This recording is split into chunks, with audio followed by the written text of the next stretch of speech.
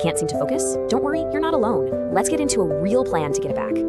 Okay, be honest. You've probably already felt that twitch to check your phone, haven't you? But here's the thing, it's not your fault. Your attention wasn't lost, it was actually rewired. Neuroscience tells us that focus is just like a muscle. You either use it or you lose it. All that constant distraction, it weakens the focused part of your brain for quick, cheap thrills. And those apps you're always on, they're basically designed to be slot machines for your brain. It's all about unpredictable rewards. That's what keeps you scrolling, hoping for that next little hit.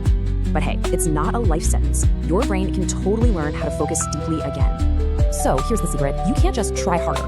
Willpower alone is not gonna cut it. The first move isn't in your head. It's about changing your actual physical environment. So how do you start, right now? Let's break down 5 simple habits you can actually do. These little habits are like workouts for your attention span. Ready for the first one?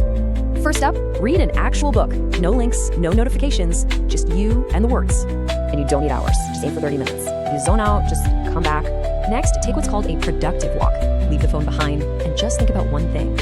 Seriously, even just 10 minutes of this can kickstart your brain's creative problem-solving skills. Number 3 is a tough one. Let yourself be bored. Standing in line? Just stand there.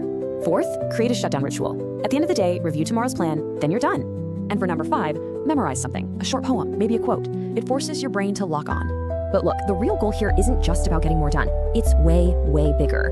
What you're really fighting for is presence, the ability to be all there in your own life. So the real question is, once you have that presence back, what are you gonna do with it?